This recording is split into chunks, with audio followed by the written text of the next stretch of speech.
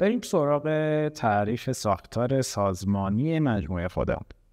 من فرض میکنم شما قبل از انجام هر اتفاق دیگه‌ای در نرم افزار هلپیکال کاملا بخش‌های موجود در ستینگ به عبارت قسمت تنظیمات نرم افزار ما رو به طور کامل دیدید و تغییرات لازم روی اونها دادید. توصیه اکید داریم تا قبل از اینکه وارد قسمت تنظیمات نشدید و اونها رو مدیریت نکردید وارد هیچ قسمت دیگه‌ای اما تعریف ساختار سازمانی، مدیریت مشتریان و بحث ثبت تیکت ها نشید.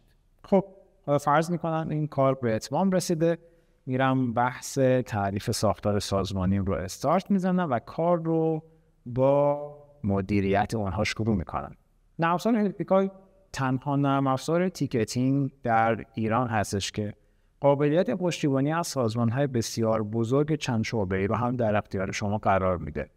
شما میتونید در نرم افزار جدای از شعبه پیش‌فرضی که سیستم براتون میسازه شعبه‌های مختلف دیگه‌ای رو هم در اون تعریف بکنید و به عنوان مدیر ارشد سازمان نظارت کاملی حتی بر عملکرد شعب خودتون داشته باشید. طبیعتاً آمارهایی رو هم در خصوص میزان عملکرد و ویژگی‌های هر شعبه در اختیار خواهیم داشت.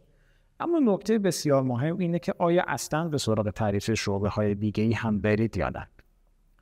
زمانی باید در نرم افزار هلپیکال به سمت تعریف شعبه برید که دارای زیر مجموعه هایی هستید که خود اونها زیر مجموعهشون دپارتمان ها، کارمندان، سرپرستان و مشتریان مستقلی دارن و قرار نیست دیتایی از شعبه‌ای به شعبه دیگه منتقل بشه. به عنوان مثال اگر من میام شعبه‌ای رو تعریف میکنم، داخلش مشتری رو ایجاد میکنم، همکارانی رو اون رو تعریف میکنم و اون مشتری با همکارانم در شعبه یک در ارتباط خواهد بود، دیگه امکان دسترسی کاربران شعبه 2 به تیکت شعبه 1 وجود نخواهد داشت.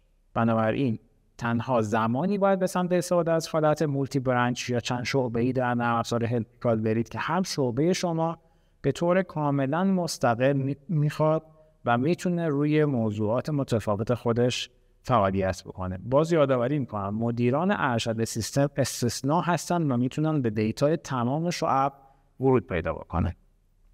اگر یه شرکت خصوصی هستید احتمالاً همون مدل تک شعبه‌ای در سیستم برای شما کفایت میکنه و توصیه نمیکنم که از مدل چند شعبه‌ای بخواید استفاده بکنید.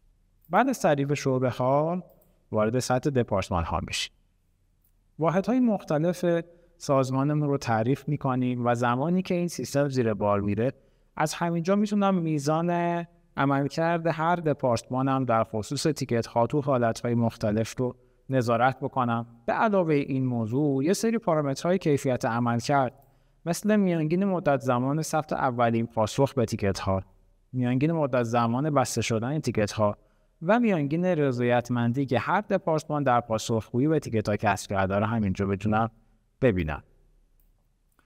در زمانی که دپارتمان تعریف میکنید خب ویژگی هایی رو در سیستم باید تکمیل بکنید و بعد از اون بریم به سراغ گام بعدی که تعریف یوزرها هست. من این ویژگی ها رو خیلی کلی با شما مرور میکنم. آیا دپارتمان من فعال باشه یا نباشه؟ آیا برای مشتریانم نشون داده بشه یا نشه؟ فرض کنید شما دپارتمانی رو توی سیستم تعریف کردید که قرار نیست توسط مشتریان تیکتی بهش ارسال بشه. به عنوان مثال قرار در تیکتینگ در سازمانی یا در ارجاع‌های بعدی تیکت مشتریان تیکتی به سمتش بره. لذا میتونید بگید که نمیخوام این تیکت برای مشتری‌ها قابل نمایش باشه. ویژگی‌های دیگه‌ای رو اینجا مشاهده می‌کنید که تکمیل میشن که مهمترین اونها بحث شیفت‌های کاری هست.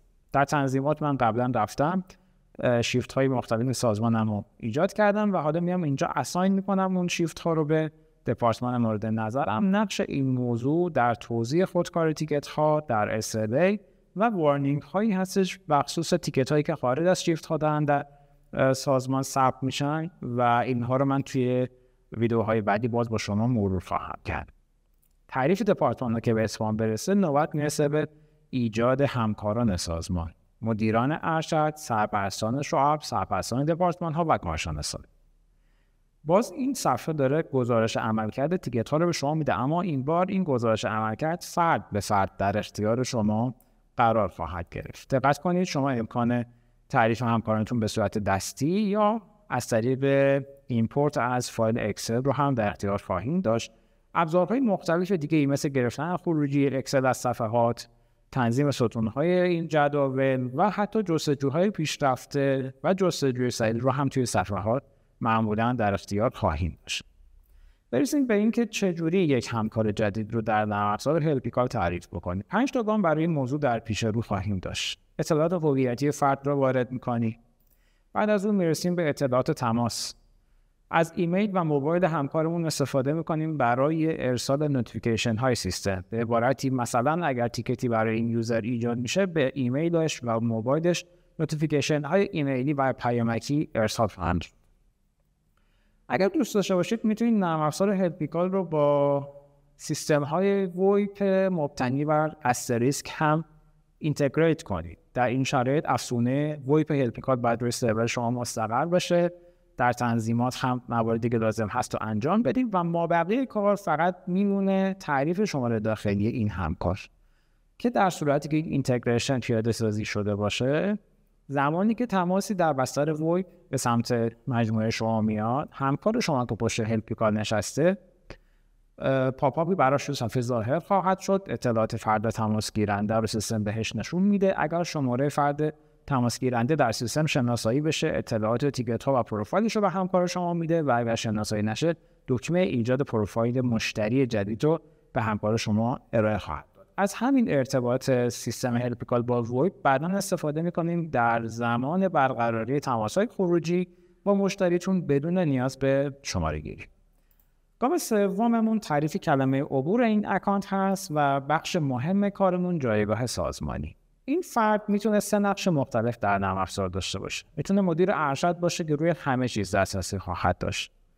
سرپرست شعبه دسترسی کامل روی یک شعبه خاص پیدا میکنه که معمولا در ساختارهای تک شعبه‌ای اصلا تعریف نخواهد شد و گروه پرکاربرد ما میشن کارشناسان و سرپرستان دپارتمان ها که در این مثالم روی این حالت قرار دادم. نقش کاربر رو اعلام میکنم همکارم مرتبط با شعبه مرکزی سازمان هست و یک جایگاه سازمانی براش ایجاد میکنم. نتیجه ایجاد ترکیبی به این شکل خواهد شد. این فرد رو اعلام کردم کارشناس واحد امور مالی ما در شیفت اداری هست. میتونستم بگم ایشون سرپرست دپارتمانه که در این شرایط میتونست به تمام تیکت های دپارتمان خودش دسترسی داشته باشه، اما کارشناسان فقط به تیکت های شخصی خودشون دسترسی خواهند داشت. به علاوه این که در گام پنجمی که بهش توی این صفحه خواهیم رسید، سرپرستان دپارتمان و لایه‌های بالاتر روی تمام موارد دارای دسترسی خواهند بود، اما کارشناسان دسترسی های گام پنجم رو نخواهند داشت مگر اینکه به صورت موردی پرمیشن ها بهشون ارائه بشه. من میتونم دکمه ثبت اطلاعات رو بزنم و کارم رو ادامه بدم، اما یه تفاوتی از اینجا به بعد در نرم افزار هلپیکال تو پروسه ثبت تیکت ها پیش میاد.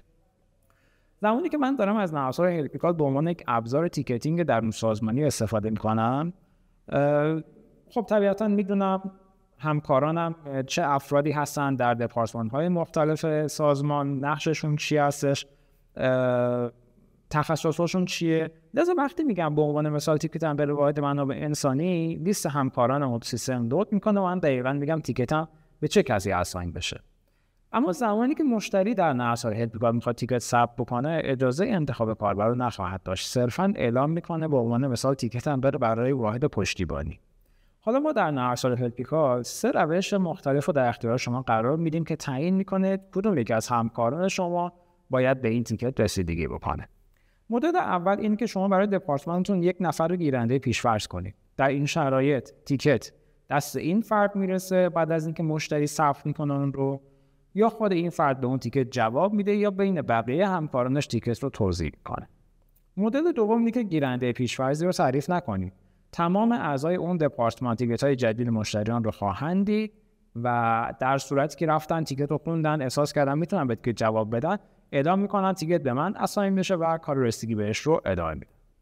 مدل سوم که حرفه‌ای‌تر هستش به نسبت دو حالت قبل، بر اساس تخصص و توانایی‌های همکاران شماست. شما توی تنظیمات سیستم میتونید بیاید محصولات و خدمات مختلفی رو تعریف بکنید. یا به عنوان مثال برای دپارتمان هاتون بیاید دسته‌بندی‌های موضوعی متفاوتی رو ایجاد بکنید. اگر یکی یا هر دوی این 2 تا پارامتر رو برای یک اکانت فعال بکنید، توزیع خودکار تیکت ها در هلپیکال هم فعال میشه. توی این مثالم اگر یه مشتری بیاد در شیفت اداری تیکتی رو بزنه واحد امور مالی برای نرم افزار هلپیکال با موضوع صدور فاکتور، سیستم به طور خودکار تیکت رو به این کارشناس اصلا خواهد کرد. و اگر این ترکیبی که اینجا میبینید رو بین چند کارشناس شما سیستم به صورت یکسان شناسایی بکنه، میگرده دنبال خلوت ترین یوزر شما و تیکت جدید مشتری رو به اون فرد اساین کنه. میرسم به گام پنجم. البته میتونستم یه جایگاه دیگه ای رو هم برای این کاربر ایجاد بکنم یا اینکه کارم رو ادامه بدم. با توجه به اینکه این فردی که ایجاد کردیم یه کارشناس عادی تعریف شد در سیستم، همونطور که قبلا هم بهش اشاره کردم در گام پنجم دسترسی‌های محدودی داره، مگر اینکه شما به صورت موردی بیاید دسترسی‌های بیشتری رو براش ارائه بدید.